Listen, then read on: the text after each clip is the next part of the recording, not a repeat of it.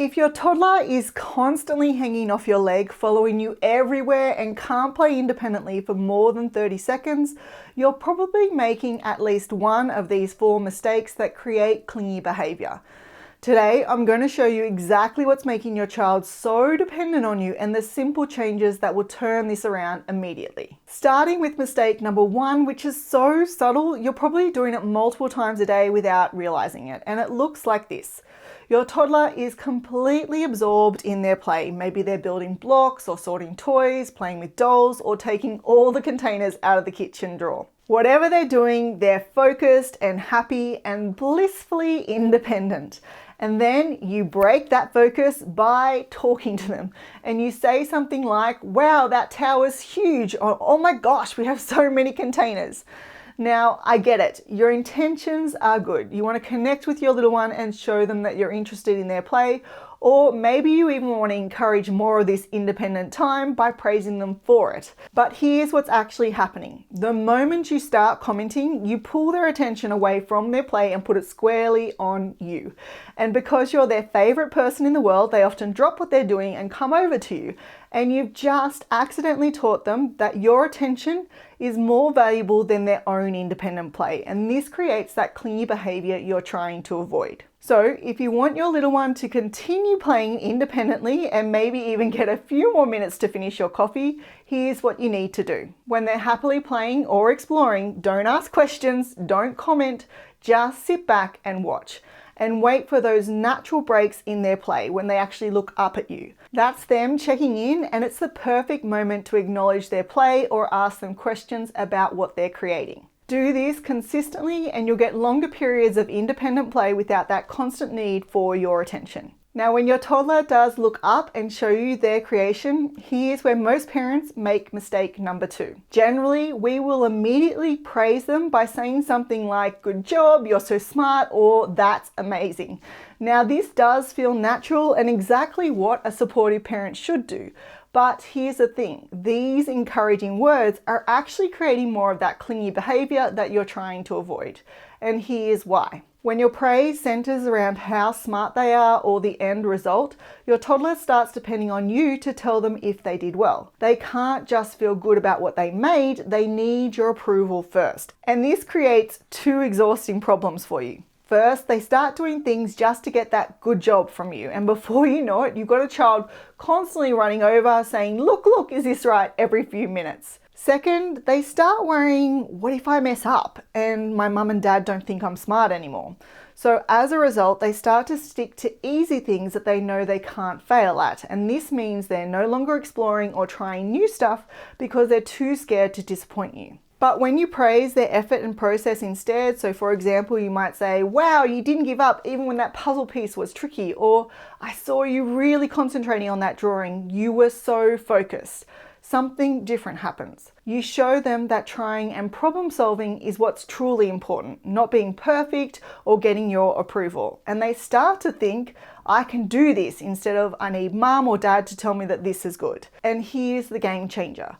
When your child trusts in their own abilities, they're going to be much more independent and less clingy because they're not constantly seeking out your approval. Now, if you realize that you've been using some of these phrases I've mentioned, like good job or you're so smart, please don't worry, you're definitely not alone. But I do have a free guide that covers 8 parenting phrases, including these ones, which don't send the message you intend, and more importantly, exactly what to say instead.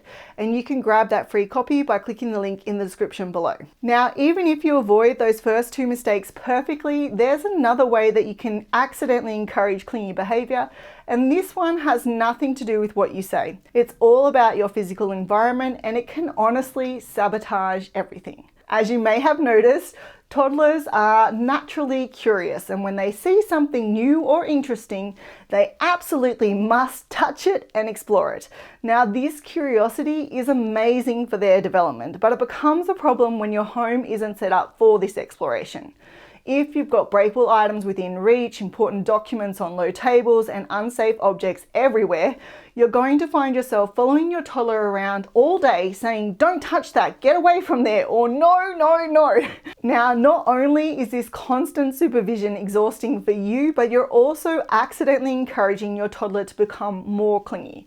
And this is because when your toddler can't move around or explore without you constantly telling them what they can do, they learn that they need your permission for everything. And as a result, they start checking in with you before they do anything, or they just stick to your side because nothing is safe. Now, the solution to this mistake is creating what I call a yes space. Now, this is a child-proof area where your toddler can safely explore and play without you having to watch them like a hawk. And it could be as simple as the corner of your living room, a gated play area, or even just a toddler-proofed bedroom. The key is creating a space where the answer is always yes. They can touch everything, explore freely, and make their own choices about what they play with. When you give your little one this freedom to explore safely, they become confident enough to wander off and play independently without needing you right there by their side. And this naturally leads to less clingy behavior. Now, this next mistake might surprise you because it honestly feels like you're being a good parent. For example, your toddler is struggling to put on their shirt, so you jump in and help. The block tower keeps falling over, so you restack it. They put their shoes on the wrong feet and you immediately fix it, or they're fighting with their sibling and you swoop in to solve it. These responses are natural, and not doing them goes against our instincts as parents. But here's what's actually happening. When you constantly swoop in to fix everything, you're accidentally sending the message that I don't believe that you can handle this and you need me to solve it for you. And what your child learns is when things get hard, don't keep trying, just wait for mum or dad to step in.